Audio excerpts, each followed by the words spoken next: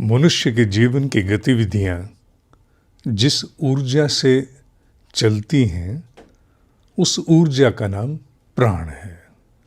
प्राण का खर्च हुए बिना मस्तिष्क अथवा शरीर की कोई भी गतिविधि संभव नहीं है। मस्तिष्क का खर्च सर्वाधिक माना गया है। जितना प्राण रूपी ऊर्जा का क्षय अथवा खर्च ये मस्तिष्क करता है, उसकी तुलना में हमारे शरीर का कोई भी अंग बिल्कुल भी ऊर्जा का खर्च नहीं कर पाता है। इस मस्तिष्क के बूते विचार करने की क्षमता, कल्पना करने की क्षमता, स्मृतियों को संजोने की क्षमता और ना जाने क्या कुछ और कर पाने की क्षमता निहित होती है। इसीलिए मस्तिष्क सर्वाधिक प्राण ऊर्जा का क्षय करता है। और ये मस्तिष्क न केवल प्राण ऊर्जा का क्षय करता है, अपितु अपने अचिंत चिंतनम से जो नहीं सोचा जाना चाहिए उसे सोचते रहना, सोचते चले जाना। उस अचिंत चिंतनम के द्वारा यही मस्तिष्क इतना अधिक प्रदूषण भी उत्पन्न करता है। प्रदूषण जैसा बाहर वायु में होता है, विचारों का भी होता है। विचारों का प्रदूषण हमारे मस्तिष्क में बहुत बड़े दुष्परिणाम लेकर के आता है। और वही प्रदूषण जो मानसिक गतिविधियों के कारण होता है, नाना प्रकार के जीवन में अवरोध बन करके हमारे सामान्य जीवन यापन में भी कठिनाइयाँ उत्पन्न करता है।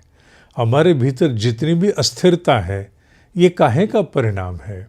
हमारे भीतर जितनी भी ऊहापोह, असमंजस, संशय, ये सब कहाँ से आता है। हम अनिर्णय की स्थिति में क्यों झूलते रह जाते हैं। ये सब कुछ मस्तिष्क से ही तो संबंधित है। और इसे संभालने और सहेजने के लिए कोई ना कोई ऐसी युक्ति अनिवार्य है जो पूरा दिन सतत रूप से प्रतिपल हमारे मस्तिष्क को संभालती रहे, उसकी ऊर्जा को सहेजती रहे, या यूँ कहें कि प्रतिपल एक साए की भांति हमारे साथ चले। ऐसा क्या हो सकता है? ऐसी कौन सी व्यवस्था हो सकती है? अध्यात्म पथ पर आध्यात्मिक साधनाओं के अंतर्गत इसकी व्यवस्था है, और उस व्यवस्था का नाम अजपा रूपी साधना है। अजपा रूपी साधना का सबसे बड़ा सौंदर्य ये है कि इसके लिए किसी कोई विशेष कठिनाई का सामना करते हुए, किसी कोई और विशेष प्रकार के आयोजन को बनाते हुए, कोई विशेष सामग्री जुटाते हुए, विशेष प्रकार का समय निकालते हुए अपने आप को बिठाना इत्यादि, इसकी आवश्यकता नहीं है। केवल और केवल मन में एक समझ उत्पन्न होना अनिवार्य है।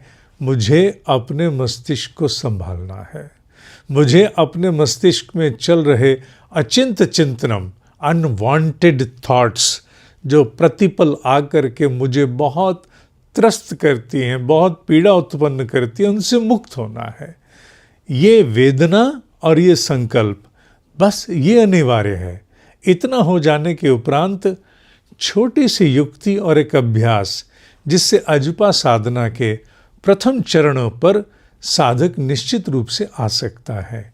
अजपा साधना के आगे विकसित चरण भी हैं, जिनमें और अधिक साधना के द्वारा नाना प्रकार की क्षमताओं को भी विकसित किया जाता है। पर अभी हम मान लो उसका उल्लेख नहीं भी करते और अपना उद्देश्य केवल सीमित रखते हैं एक ही बात पर, और वो क्या है? प्रतिपल मेरे मस्तिष्क को कोई संभालो। मेरे इस भागते हुए, दौड़ते हुए, अनघड़ जंगली घोड़े की तरह से जहाँ देखो वहीं लपकते हुए इस मन को कोई संभालो। सारा दिन मुझे लेकर के ना जाने कहाँ कहाँ कहाँ हाँकता फिरता है और आकर के मुझे थका कर छोड़ जाता है, निष्प्राण कर डालता है। कोई इसे संभालो, कोई इसे सहेजो, कोई इसे अनुशासित करो। हाँ, ये वेदना का होना बड़ा अनिवार्य है। अगर ये वेदना है और तुम चाहते हो कि इसका निदान भी हो, तो अजपा एक आध्यात्मिक साधना है जिसके द्वारा कुछ ही समय में इस अनगढ़ दौड़ते हुए मस्तिष्क की उन मनमानी गतिविधियों से अनेक अंशों तक राहत मिल सकती है। मैंने कहा अनेक अंशों तक। पूरी तरह राहत मिलने में कुछ समय भले ही लग जाए, कुछ अभ्यास पकने की आवश्यकता है, पर हाँ, इतना तो आश्वासन दिया जा सकता है कि आरंभ के कुछ ही दिनों में एक परिवर्तन दिखना आरंभ हो जाता है। और एक सबसे बड़ी बात और भी है, जो अजपा साधना का अपने आप में ही एक निहित चमत्कार भी है। चमत्कार यूं तो पृथ्वी पर कुछ नहीं होता। जिस विज्ञान को हम नहीं समझते उसके परिणाम हमारे लिए तब तक चमत्कार रहते हैं जब तक ज्ञान नहीं है। उसी प्रकार अजपा के लिए भी कह सकते हैं कि इसका एक छुपा हुआ चमत्कार है। और वो क्या कि मनुष्य विशेषकर उन क्षणों में जब वो अधीर होता है, इम्पेशेंट, जब मनुष्य अपने आप को अकेला अनुभव करता है, जब मनुष्य भीतर बहुत घबराया हुआ होता है, जब बाहर की परिस्थितियां उसे बड़ा विचलित कर देती हैं और वो घबरा सा जाता है, ऐसे में भी इस अजपा साधना की प्रचंड ऊर्जा और इसकी शक्ति साधक के साथ एक बड़े सशक्त सहयोगी की भांति आकर के खड़ी हो जाती है, उसे संभालती है, अकेला नहीं रहने देती, उसे निष्प्राण नहीं होने देती। जिसे कहते हैं हाथ पैर पड़ गए, हाथ पैर शून्य हो गए, कुछ सुझाई नहीं दिया। ऐसी अवस्थाओं से अजपा साधना की वो अर्जित शक्ति आकर के साधक को संभाल लेती है। अगर तुम भी अजपा साधना के साथ जुड़ना चाहते हो, इसके लिए विशेष कोई दीक्षा लेने की आवश्यकता नहीं है। इसके लिए और कोई विशेष प्रबंध जुटाने की आवश्यकता नहीं है, किसी विशेष मत में जाने की, किसी प्रकार से विशेष प्रकार से अपने आप को रंगे जाने की। ना, कभी भी इस प्रकार का विचार इसके संदर्भ में मत लाना। केवल अपने भीतर एक हुक है, एक जिज्ञासु की भांति तुम इस प्राचीन भारतीय मनीषा की अनूठी साधना को सीखना चाहते हो, बस इतना पर्याप्त है। अगर इतना है तो इसी वीडियो के नीचे लिंक दिया गया है। अगला प्रशिक्षण अप्रैल माह में तीसरे सप्ताह के आसपास प्रस्तावित है, उसमें तुम भाग ले सकते हो। भाग लेने का कोई शुल्क नहीं है, शुल्क मुक्त इसीलिए किया गया।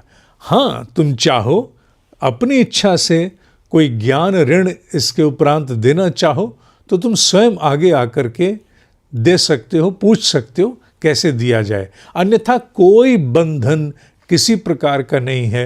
बंधन हटाया इसीलिए गया जिससे तुम्हें साधना के सीखने में किसी प्रकार का कोई अवरोध बीच में ना आए कि मुझे क्या कुछ अब देना पड़ेगा, क्या ये खर्च करना पड़ेगा, ये साधना काम नहीं आई तो नहीं। हाँ, अनुशासन के प्रति भीतर गंभीरता होना तो आवश्यक है। तुम अगर अनुशासन के प्रति गंभीर नहीं हो, फिर तो मैं कहूँगा कि एक बार पुनः विचार करना।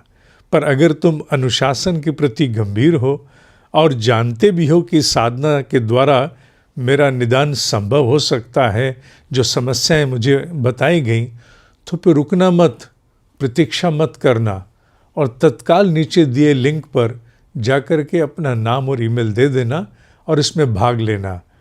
3 दिन ये प्रशिक्षण चलेगा, 3 रविवार, एक के बाद एक समय पर लगभग 2.5 से 3 घंटे का प्रशिक्षण होगा, जो बड़ा सरल है, बड़ा सहज है। उसके लिए और किसी प्रकार की तैयारी की आवश्यकता की विशेष कोई प्रबंध नहीं करना। हाँ, थोड़ा पेट अगर खाली रहे वो रहेगा भी, क्योंकि प्रशिक्षण भी प्रातःकाल होना है और ये गूगल मीट के द्वारा होगा, अर्थात जहाँ प्रत्यक्ष मैं तुम्हारे सामने रहूँगा, किसी रिकॉर्डिंग के स्वरूप में उपलब्ध नहीं होगा, एक लाइव कक्षा के स्वरूप में रहेगा। तो अगर तुम इसमें भाग लेने के लिए इच्छुक हो तो प्रतीक्षा मत करो और तुम्हारा आह्वान है, आ जाओ। सोचते सोचते बहुत समय निकल गया।